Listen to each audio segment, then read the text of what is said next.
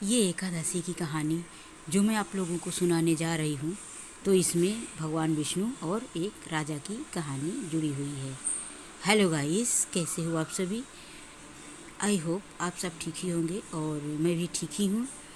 तो आप सबको मेरी तरफ से देव उठनी एकादशी की बहुत बहुत शुभकामनाएँ।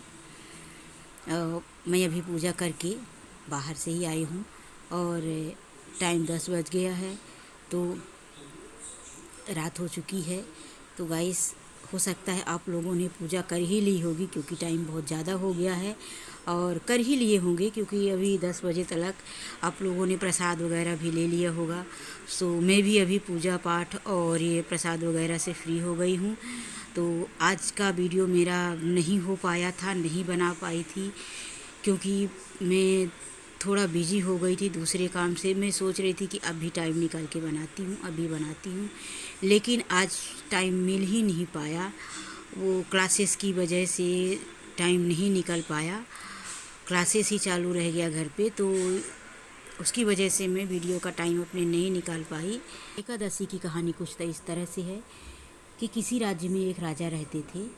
उन राजा के राज्य में बाहर से एक व्यक्ति आए, तो राजा के राज्य में रहने की मंजूरी मांगने लगे। राजा बोले, ठीक है, मेरे राज्य में तुम रह सकते हो, इतने लोग रहते हैं तो तुम भी रह सकते हो, लेकिन मेरे यहाँ हर एकादशी को व्रत रखा जाता है। लोग सिर्फ फल फ्रूट ही ग्रहण करते हैं और अन्न नहीं।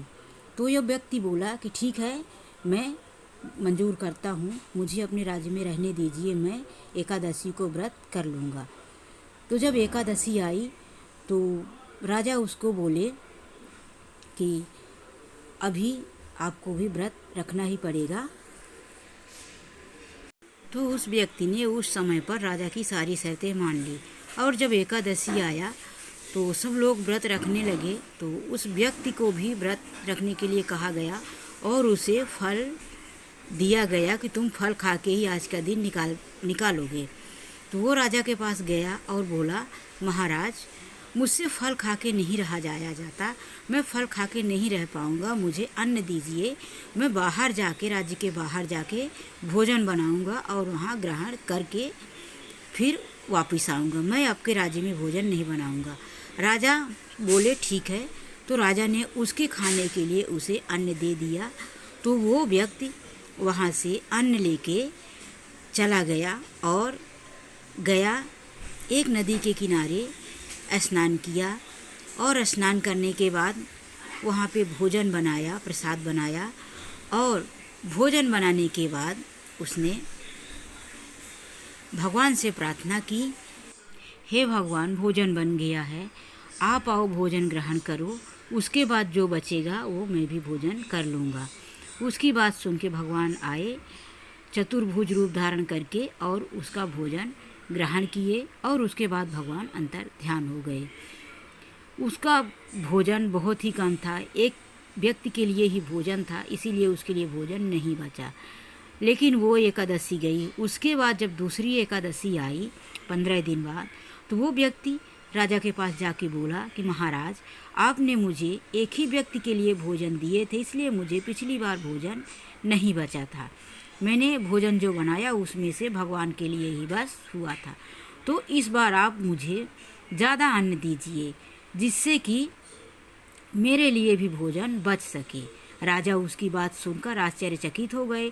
बोले, तुम्हारे पास भगवान भोजन ग्रहण करने कैसे आ सकते हैं? तो वो बोला, महाराज, आपको मेरी बातों पर विश्वास नहीं हो रहा तो आप चलिए खुद अपनी आँखों से देख लीजिए। उसकी बात सुनकर भगवान उसके साथ गए और एक पेड़ के पीछे छुपकर देखने लगे। उसने वही नदी में स्नान किया और भोजन बनाया।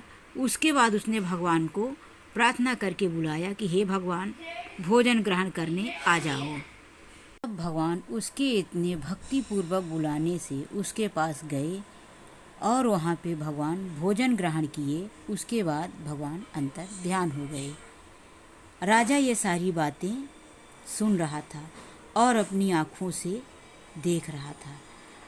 तब राजा सोचने लगा कि मेरी सारी प्रजा, सारा राज्य व्रत रखता है, एकादशी को, उसके बाद भी भगवान हमारे पास नहीं आते और ये ना उपवास रखता और ना ही इसने पूजा किया, फिर भगवान इसके पास कैसे आ गए।